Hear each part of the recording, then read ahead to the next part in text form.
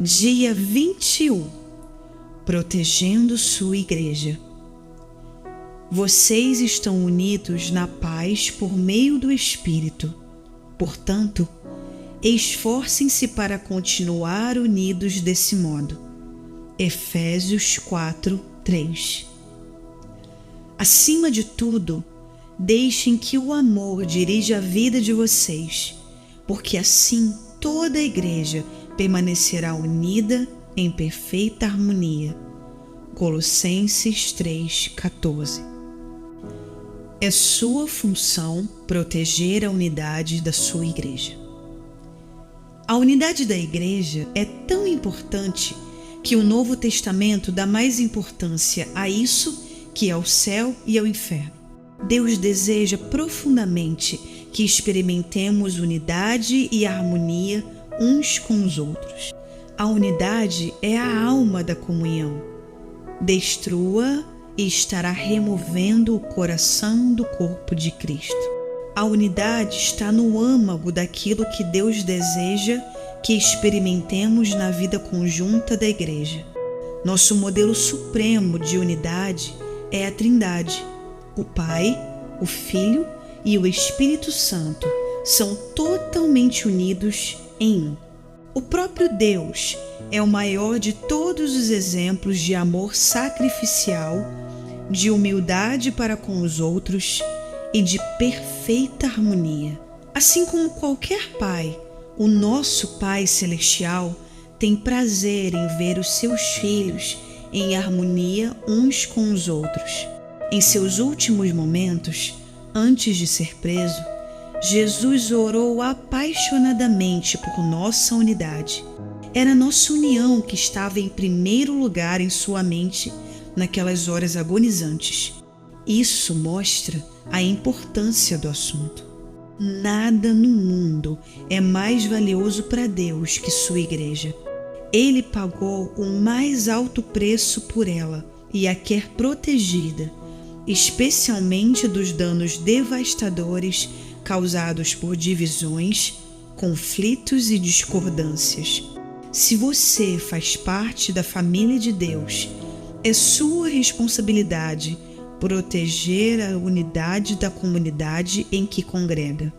Você foi encarregado por Jesus de fazer o possível para preservar a unidade, proteger a comunhão e promover a harmonia em sua igreja e entre todos os cristãos. A Bíblia diz: façam todo o esforço para conservar a unidade do Espírito pelo vínculo da paz. Como fazer isso? A Bíblia nos dá algumas orientações. Concentrem-se no que temos em comum e não nas nossas diferenças. Paulo recomenda: concentremo-nos nas coisas que contribuem para a harmonia e no crescimento da nossa comunhão conjunta. Como fiéis, compartilhamos um Senhor, um corpo, um propósito, um Pai, um Espírito, uma esperança, uma fé, um batismo e um amor. Partilhamos a mesma salvação, a mesma vida e o mesmo futuro. Fatores muito mais importantes que as diferenças que poderíamos enumerar. É neles que devemos nos concentrar, não em nossas diferenças pessoais. Lembrem-se que foi Deus quem escolheu nos dar diferentes personalidades, formações, raças e preferências. Logo, devemos apreciar essas diferenças, não simplesmente tolerá-las. Deus deseja unidade, não uniformidade. Mas para o bem da unidade, não devemos permitir que nossas diferenças em circunstância alguma nos separem. Precisamos nos manter concentrados no que mais importa. Aprender a amar uns aos outros como Cristo nos amou e cumprir os 5 propósitos de Deus para cada um de nós e para a sua igreja. O conflito é normalmente sinal de que o foco foi desviado para questões menos importantes que a Bíblia chama de assuntos controvertidos. Quando nos concentramos em personalidades, preferências, interpretações, estilos ou métodos, a divisão sempre acontece. Mas se nos concentrarmos em amar uns aos outros e em cumprir os propósitos de Deus, alcançaremos a harmonia. Paulo implora por isso. Irmãos, em nome de nosso Senhor Jesus Cristo, suplico a todos vocês que concordem uns com os outros no que falam, para que não haja divisões entre vocês. Antes, que todos estejam unidos num só pensamento e num só parecer. Seja realista em suas expectativas. Agora que você descobriu como Deus quer que seja a verdadeira comunhão, é fácil ficar desanimado pela disparidade entre o ideal e a realidade presenciada em sua igreja. Você deve amar apaixonadamente a igreja, apesar das imperfeições que ela tem. Ansiar pelo ideal enquanto critica o real é evidência de imaturidade. Em contrapartida, conformar-se com o real sem lutar pelo ideal é complacência. A maturidade está em conviver com essa tensão. Outros fiéis irão decepcioná-lo e desiludi-lo, mas isso não é desculpa para deixar de ter comunhão com eles. Eles são a sua família, mesmo quando não agem como tal, e você não pode simplesmente abandoná-los. Em vez disso, Deus nos orienta. Sejam pacientes uns com os outros, fazendo concessões às faltas uns dos outros, por causa do amor que há entre vocês. As pessoas ficam desiludidas com a igreja local por muitas razões compreensíveis. A lista pode ser bastante longa: conflitos, mágoas, hipocrisia, negligência, mesquinharias, legalismo e outros pecados. Mas em vez de ficarmos abalados e surpresos, devemos recordar que a igreja é constituída de pecadores de verdade, entre os quais nós nos incluímos. Por sermos pecadores, magoamos uns aos outros, às vezes intencionalmente e às vezes sem querer. Mas em vez de deixar a igreja, precisamos ficar ali e tentar de alguma forma solucionar o que for possível. A reconciliação, não a evasão, é a estrada para um caráter mais forte e para uma comunhão mais profunda. Divorciar-se da igreja ao primeiro sinal de decepção ou desilusão indica imaturidade. Deus tem coisas que quer ensinar a você e aos outros também. Além do mais, não há igreja perfeita para onde você possa escapar. Toda igreja tem fraquezas e problemas, e você logo ficará desapontado novamente. Groucho Marx ficou famoso por dizer que não gostaria de pertencer a um clube que o aceitasse como sócio. Se uma igreja tiver que ser perfeita para satisfazê-lo, essa mesma perfeição irá impedi-lo de pertencer a ela, porque você não é perfeito. Dietrich Bonhoeffer, ministro alemão martirizado por resistir aos nazistas, escreveu um clássico sobre a convivência na igreja, Vida em Comunhão. Neste livro, ele sugere que a desilusão com a igreja local é algo bom, porque destrói as nossas falsas expectativas de perfeição. Quanto mais cedo desistirmos da ilusão de que a igreja deve ser perfeita para que a amemos, mais cedo deixaremos de fingir e admitiremos que somos todos imperfeitos e precisamos da graça divina. Esse é o início da verdadeira comunidade. Toda igreja deveria fixar uma placa: proibida a entrada de pessoas perfeitas. Este é um lugar somente para os que admitem ser pecadores, carecem da graça e desejam crescer. Bonhoeffer disse: aquele que ama seu sonho de uma comunidade mais que a comunidade cristã em si, torna-se destruidor desta. Se não dermos graças diariamente pela comunidade da qual fazemos parte, mesmo quando não há nenhuma grande experiência, nenhuma riqueza a ser descoberta, mas apenas muita fraqueza, pouca fé e dificuldades, e se ao contrário continuarmos nos queixando de tudo que é desprezível e insignificante, estamos impedindo que Deus permita que a nossa comunidade cresça. Prefira incentivar a criticar. É sempre mais fácil ficar de lado e atirar pedras naqueles que estão servindo a Deus que se envolver e contribuir. Deus nos adverte repetidamente que não critiquemos, comparemos ou julguemos uns aos outros. Criticar o trabalho que o outro irmão está fazendo pela fé e com sincera convicção é interferir nos assuntos de Deus. Que direito você tem de criticar o servo de alguém? Somente Deus pode decidir se ele está fazendo o que é certo. Paulo acrescenta que não devemos julgar nem desprezar os irmãos com convicções distintas das nossas. Por que você critica as ações do seu irmão? Por que tenta fazer com que ele pareça pequeno? Todos seremos julgados um dia, não com base nos padrões uns dos outros, nem mesmo por nossos próprios padrões, mas pelo julgamento de Deus. Sempre que julgo um irmão, 4 coisas acontecem instantaneamente.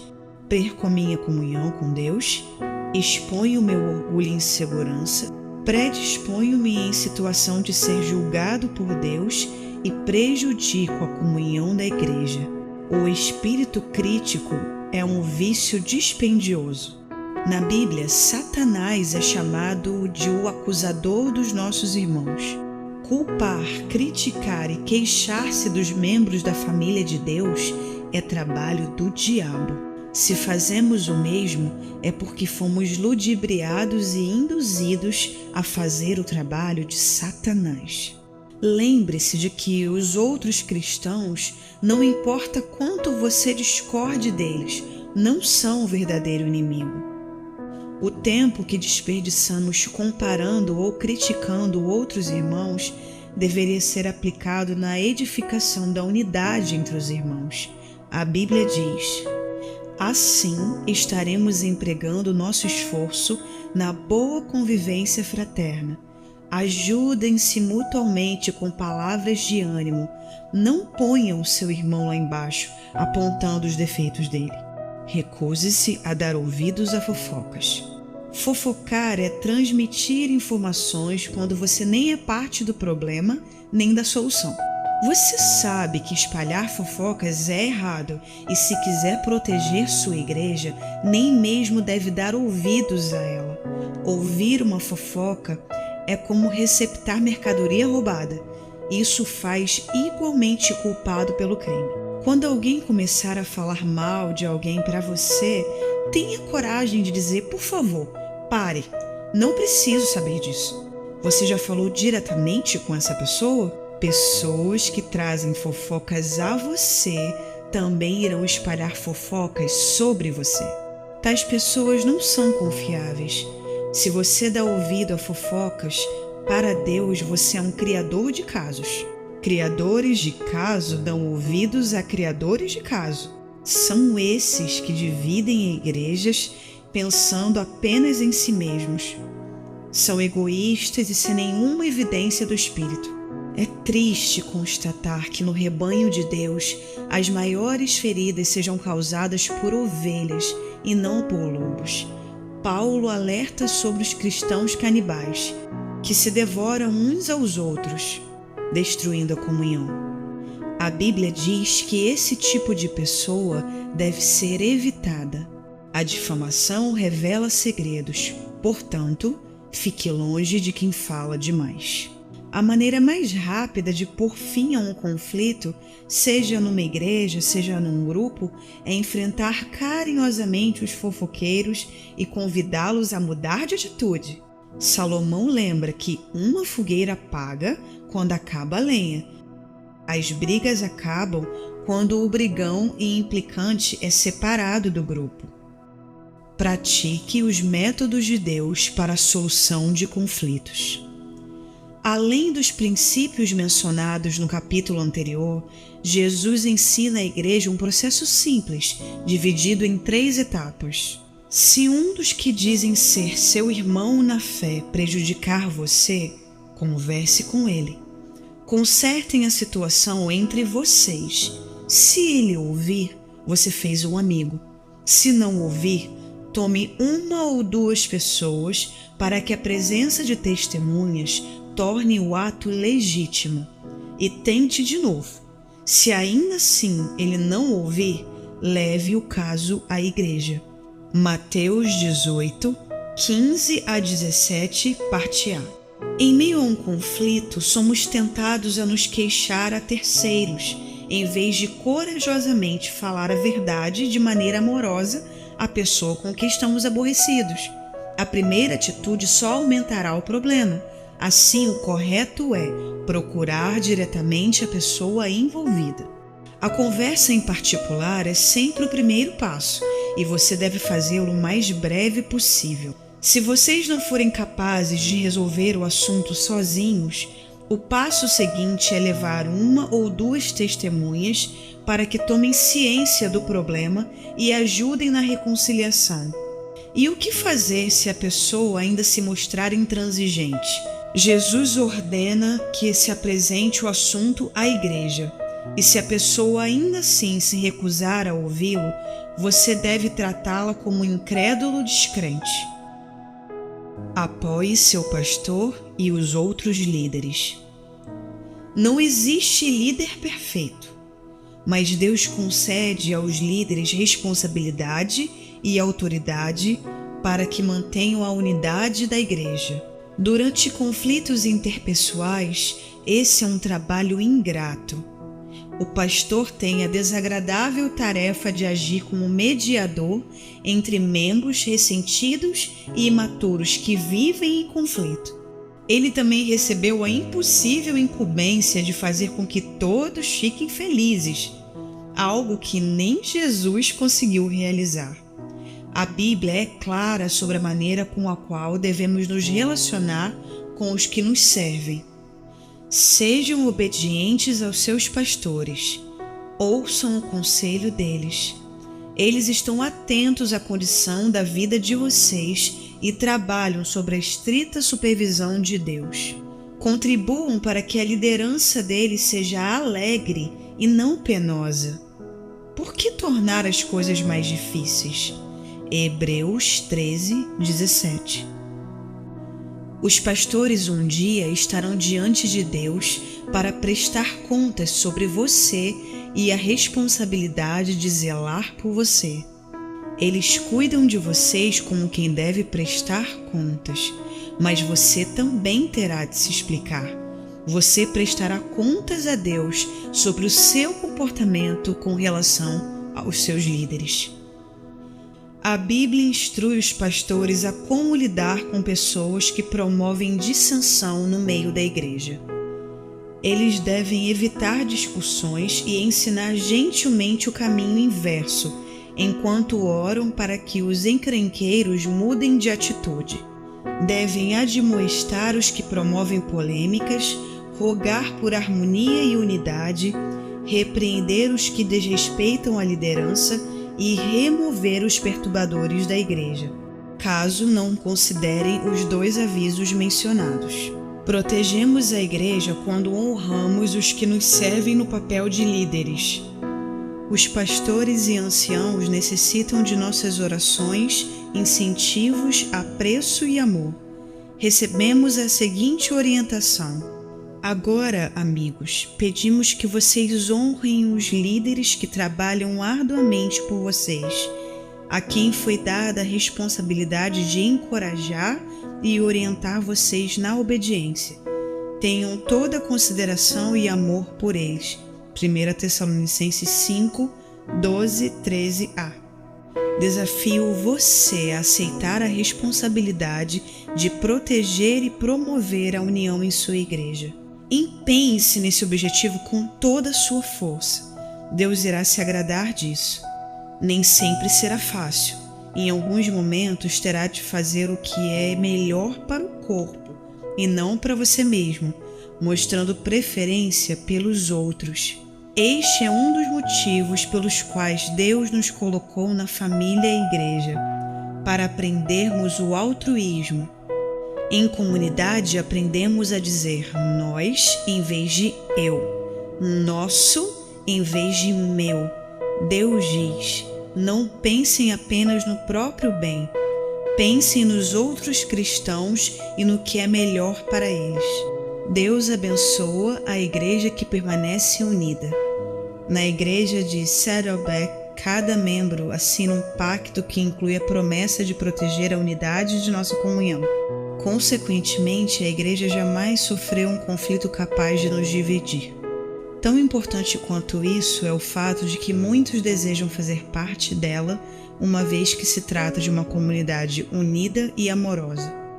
Para se ter uma ideia, num período de 7 anos, a igreja chegou a batizar alguns milhares de novos convertidos.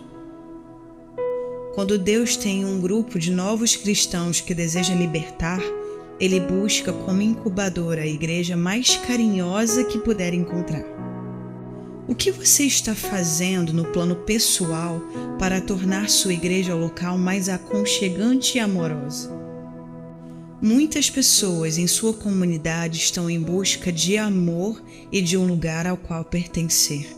A verdade é que todo mundo precisa e quer ser amado, e quando alguém encontra uma igreja em que os novos membros verdadeiramente amam uns aos outros e se importam uns com os outros, somente portas trancadas poderiam mantê-lo do lado de fora. Dia 21. Pensando sobre o meu propósito de vida. Tema para reflexão. Tenho a responsabilidade de proteger a unidade de minha igreja. Versículo para memorizar. Portanto, concentremo-nos nas coisas que contribuem para a harmonia e no crescimento da nossa comunhão conjunta. Romanos 14:19. Pergunta para meditar. O que estou fazendo pessoalmente para proteger a unidade da minha família eclesiástica nesse exato momento?